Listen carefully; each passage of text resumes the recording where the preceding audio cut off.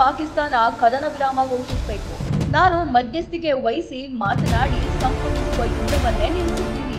ಹೀಗಂತ ಅಮೆರಿಕ ಅಧ್ಯಕ್ಷ Donald Trump ಭಾರತ-ಪಾಕ್ ನಡುವಿನ ಹೋರಾಟದ ವೇಳೆ ಕದನ ವಿರಾಮದ ಬಗ್ಗೆ ಕ್ರೆಡಿಟ್ ತೆಗೆದುಕೊಳ್ಳುವ ತವಕಕ್ಕೆ.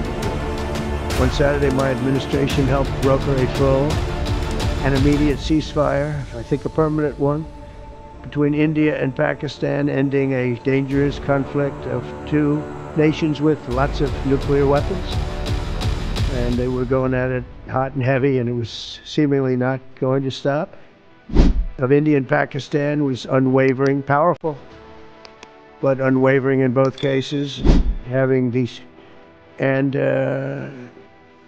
we helped a lot. And we helped also with trade. I said, come on, we're going to do a lot of trade with you guys. Let's stop it. Let's stop it. If you stop it, we're doing trade. If you don't stop it, we're not going to do any trade. People have never really used trade the way I used it. That I can tell you. And all of a sudden they said, I think we're going to stop. ಈಗ ಬೇರೆಯವರ ಸಮಸ್ಯೆ ಮಧ್ಯೆ ತಲೆ ತೋರಿಸುತ್ತಿರುವ ಟ್ರಂಪ್ಗೆ ತಲೆ ಬಿಸಿ ಶುರುವಾಗಿದೆ. ಭಾರತದ ನಿರ್ಧಾರಗಳ ವಿಚಾರದಲ್ಲಿ ತಲೆ ಹಾಕೋದಿರಲಿ, ಅಮೆರಿಕ ಗಲಾಟೆ ಬಗೆಹರಿಸಿಕೊಳ್ಳೋದಕ್ಕೆ ದೊಡ್ಡ ಟೆನ್ಷನ್ ಆಗಿದೆ. I don't want to say I did, but I sure as hell helped settle the problem between Pakistan and India last week, which was getting more and more hostile. And all of a sudden you'll start seeing missiles of a different type. And we talked to them about trade. Let's do trade instead of do war. And Pakistan was very happy with that, and India was very happy with that, and I think they're on the way. You know, they have been fighting for about 1,000 years, in all fairness. So I said, you know, I could settle that up. I could settle anything. Yes, ಅಕ್ರಮ ವಲಸಿಗರಿಂದ ಅಮೆರಿಕಕ್ಕೆ ಬೆಂಕಿ ಬಿದ್ದಿದೆ. ಪೊಲೀಸರ ಮೇಲೂ ಕಲ್ಲು ತೂರಾಟ ಆಗಿದೆ. Loss ಏಂಜಲೀಸ್ನಲ್ಲಿ ಸೇನೆ ನಿಯೋಜನೆಯಾಗಿ ಆಂತರಿಕ ದಂಗೆ ವಾತಾವರಣ ಸೃಷ್ಟಿಯಾಗಿದೆ. ಅಮೆರಿಕ ದಿನದಿಂದ ದಿನಕ್ಕೆ ವಲಸೆ ನೀತಿಯನ್ನ ಬದಲಾಯಿಸ್ತಲೇ ಇದೆ. ಅಮೆರಿಕ ಅಧ್ಯಕ್ಷ ಡೊನಾಲ್ಡ್ ಟ್ರಂಪ್ ನಿರ್ಧಾರಗಳು ಅಂತಾರಾಷ್ಟ್ರೀಯ ಸಮುದಾಯವನ್ನ ಸಂಕಷ್ಟಕ್ಕೆ ಸಿಲುಕಿಸ್ತಾ ಇವೆ. ಈ ಮಧ್ಯೆ 12 ರಾಷ್ಟ್ರಗಳಿಗೆ ಅಮೆರಿಕ ಪ್ರವೇಶ ನಿರ್ಬಂಧಿಸಿ ವೈಟ್ ಹೌಸ್ ಆದೇಶ ಹೊರಡಿಸಿದೆ. ಜೊತೆಗೆ 7 ರಾಷ್ಟ್ರಗಳಿಗೆ ಭಾಗಶಃ ನಿರ್ಬಂಧವನ್ನ ವಿಧಿಸಿರುವುದು ಅಂತಾರಾಷ್ಟ್ರೀಯ ಮಟ್ಟದಲ್ಲಿ ಸಂಚಲನ ಸೃಷ್ಟಿಸಿದೆ. ನಮಗೆ ಈ ದೇಶದ ಜನರು ಬೇಡವೇ ಬೇಡ ಅಂತ ಡೊನಾಲ್ಡ್ ಟ್ರಂಪ್ ಹೇಳಿದ್ದಾರೆ. ಅಮೆರಿಕದಲ್ಲಿ ಇತ್ತೀಚಿನ ಭಯೋತ್ಪಾದಕ ದಾಳಿಗಳು, ಅಪರಾಧದ ಕೃತ್ಯಗಳ ಹಿನ್ನೆಲೆಯಲ್ಲಿ ಅಮೆರಿಕ ಈ ನಿರ್ಧಾರವನ್ನ ಕೈಗೊಂಡಿದೆ. 12 ದೇಶಗಳ ಜನರು ಇನ್ಮೇಲೆ ಅಮೆರಿಕಕ್ಕೆ ಬರೋಂಗಿಲ್ಲ ಎಂದಿರುವುದು ಅಲ್ಲಿನ ಜನರನ್ನ ಕಂಗೆಡಿಸಿದೆ. ಈ ಪಟ್ಟಿಯಲ್ಲಿ ಯಾವೆಲ್ಲ ದೇಶಗಳಿದಾವೆ, ಇದರಿಂದ ಆ ದೇಶಗಳಿಗೆ ಏನೆಲ್ಲ ಆಗಲಿದೆ ಅನ್ನೋದನ್ನ ನೋಡಿ.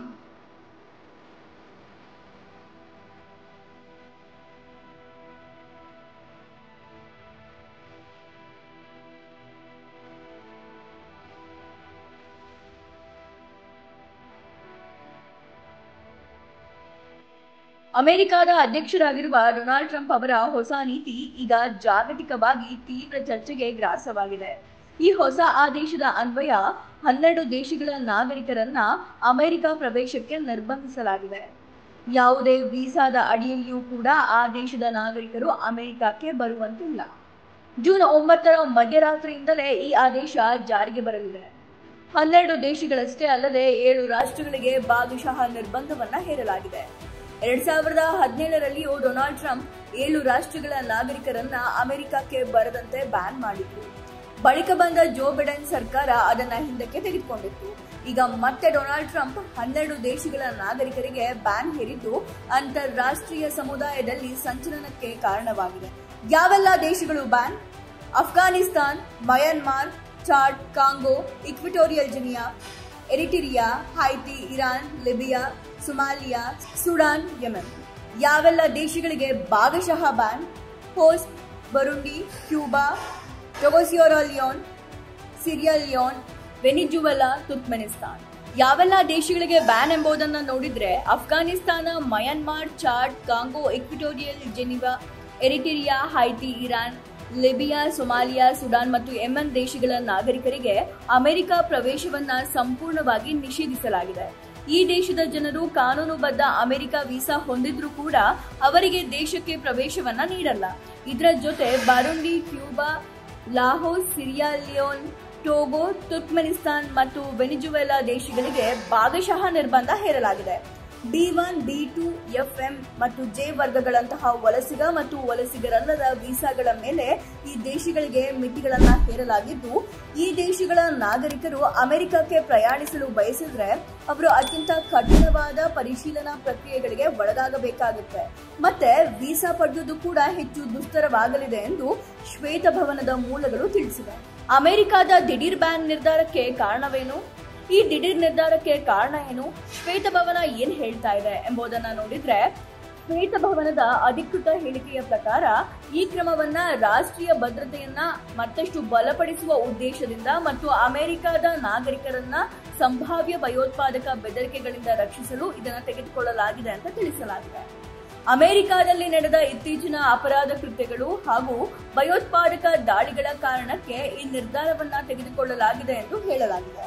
ಟ್ರಂಪ್ ಕೂಡ ಅಮೆರಿಕದ ಹಿತಾಸಕ್ತಿ ಮತ್ತು ನಮ್ಮ ನಾಗರಿಕರ ಸುರಕ್ಷತೆಯೇ ನಮ್ಮ ಮೊದಲ ಆದ್ಯತೆ.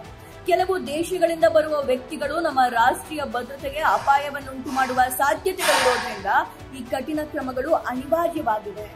ಈ ದೇಶಗಳ ಜನರು ನಮಗೆ ಬೇಡ ಅಂತ ಹೇಳಿದ್ದಾರೆ. ಈ ದೇಶಗಳನ್ನು ನಿರ್ಬಂಧಿಸುವುದು ಕೇವಲ ರಾಜತಾಂತ್ರಿಕ ಸಂಬಂಧಗಳ ಮೇಲೆ ಮಾತ್ರವಲ್ಲ, ಆರ್ಥಿಕತೆಯ ಮೇಲೂ ಪರಿಣಾಮ ಬೀರುವ ಸಾಧ್ಯತೆ ಇದೆ. ಅಂತಾರಾಷ್ಟ್ರೀಯ ವಿದ್ಯಾರ್ಥಿಗಳು, ಉದ್ಯಮಿಗಳು ಮತ್ತು ಪ್ರವಾಸಿಗರ ಸಂಖ್ಯೆಯಲ್ಲೂ ಕೂಡ ಇಳಿಕೆಯಾಗಬಹುದು. ವಿಮಾನಯಾನ ಸಂಸ್ಥೆಗಳು ಸಹ ಹೊಸ ನಿಯಮಾವಳಿಗಳಿಗೆ ಹೊಂದಿಕೊಳ್ಳಲು ಸಿದ್ಧತೆಯನ್ನ ನಡೆಸ್ತಾ ಇದೆ. ಇನ್ನು ಈ ನಿರ್ಧಾರದ ವಿರುದ್ಧ ಕಾನೂನು ಹೋರಾಟ ನಡೆಯುವಂತ ಸಾಧ್ಯತೆ ಇದೆ. ಈ ಹಿಂದೆ ಇಂತಹ ನಿಷೇಧಗಳನ್ನ ನ್ಯಾಯಾಲಯದಲ್ಲಿ ಪ್ರಶ್ನಿಸಲಾಗ್ತಾ ಇತ್ತು. ಹಲವು ನಾಗರಿಕರ ಹಕ್ಕುಗಳನ್ನ ಸಂಘಟನೆಗಳು ಮತ್ತು ವಲಸೆ ಸಂಬಂಧಿತ ಕಾನೂನು ತಜ್ಞರು ಈ ಆದೇಶವನ್ನ ನ್ಯಾಯಾಲಯದಲ್ಲಿ ಪ್ರಶ್ನಿಸಲು ಸಿದ್ಧತೆಯನ್ನ ನಡೆಸ್ತಾ ಇದ್ದಾರೆ. ಟ್ರಂಪ್ ಅವರ ಹಿಂದಿನ ಆಡಳಿತಾವಧಿಯಲ್ಲೂ ಇದೇ ರೀತಿಯ ಪ್ರಯಾಣ ನಿಷೇಧಗಳನ್ನ ನ್ಯಾಯಾಲಯಗಳು ತಡೆ ಹಿಡಿದಿತ್ತು. ಆದ್ದರಿಂದ ಈ ಬಾರಿಯೂ ತೀವ್ರ ಕಾನೂನು ಹೋರಾಟ ನಡೆಯುವ ಸಾಧ್ಯತೆ ಇದೆ. ಒಟ್ಟಿನಲ್ಲಿ ಅಮೆರಿಕ ಸರ್ಕಾರ 12 ರಾಷ್ಟ್ರಗಳಿಗೆ ಬ್ಯಾನ್ ಹೇರಿರುವುದು ಅಲ್ಲಿನ ನಾಗರಿಕರನ್ನ ಕಂಗೆಡಿಸಿದೆ. ಅದರ ಜೊತೆ 7 ದೇಶಗಳ ನಾಗರಿಕರ ಪ್ರವೇಶಕ್ಕೆ ಭಾಗಶಃ ಬ್ಯಾನ್ ಮಾಡಿದೆ. ಈ ಮೂಲಕ ಟ್ರಂಪ್ ಅವರ ಹೊಸ ನಿಯಮಗಳು ಜಾಗತಿಕ ಮಟ್ಟದಲ್ಲಿ ಮತ್ತೊಮ್ಮೆ ದೊಡ್ಡ ಚರ್ಚೆಗೆ ಮತ್ತು ಅನಿಶ್ಚಿತತೆಗೆ ಕಾರಣವಾಗಿವೆ. ಅಷ್ಟೇ ಅಲ್ಲ, ರಾಜ್ಯಪಾಲರ ಅನುಮತಿ ಇಲ್ಲದೆ ಒಂದು ರಾಜ್ಯದ ರಾಷ್ಟ್ರೀಯ ಗಾರ್ಡ್ ಅನ್ನ ಕಳಿಸಿರುವುದು ಇದೇ ಮೊದಲು. ರಾಷ್ಟ್ರೀಯ ಗಾರ್ಡ್ಗಳನ್ನು ಕಳಿಸುವ ಟ್ರಂಪ್ ಅವರ ನಿರ್ಧಾರವನ್ನ ಕ್ಯಾಲಿಫೋರ್ನಿಯಾ ಗವರ್ನರ್ ಗ್ಯಾವಿನ್ ನ್ಯೂಸಮ್ ಮತ್ತು ಲಾಸ್ ಏಂಜಲೀಸ್ ಮೇಯರ್ ಕರೆನ್ ಬಾಸ್ ವಿರೋಧಿಸಿದ್ದಾರೆ. ವಲಸೆ ಮತ್ತು ಕಸ್ಟಮ್ ಜಾರಿ ಇಲಾಖೆಯು ಲಾಸ್ ಏಂಜಲೀಸ್ನ 2 ಹೋಮ್ ಡಿಪೋಗಳು, ಡೋನಟ್ ಅಂಗಡಿ ಮತ್ತು ಫ್ಯಾಷನ್ ಜಿಲ್ಲೆಯ ಬಟ್ಟೆ ಗೋದಾಮು ಸೇರಿದಂತೆ ಹಲವಾರು ಸ್ಥಳಗಳ ಮೇಲೆ ದಾಳಿ ಮಾಡಿದಾಗ ಲಾಸ್ ಏಂಜಲೀಸ್ನಲ್ಲಿ ಪ್ರತಿಭಟನೆಗಳು ಶುರುವಾದವು. ಜೂನ್ 6ರಂದು ಪ್ರಾರಂಭವಾದ ದಾಳಿಯಲ್ಲಿ ಶಂಕಿತ ನಕಲಿ ದಾಖಲೆಗಳನ್ನು ಹೊಂದಿರುವ ಕಾರ್ಮಿಕರನ್ನ ಹಲವಾರು ಸ್ಥಳಗಳನ್ನ ಗುರುತಿಸಲಾಗಿತ್ತು. ಏಜೆಂಟರು ಒಳಗೆ ಬರ್ತಾ ಇದ್ದಂತೆ ಜನರ ಗುಂಪೊಂದು ಜಮಾಯಿಸಿ ಐಸಿಇ ವಾಹನಗಳನ್ನು ತಡೆದು ಬಂಧಿಸಲ್ಪಟ್ಟವರನ್ನ ಬಿಡುಗಡೆ ಮಾಡುವಂತೆ ಒತ್ತಾಯಿಸಿತು.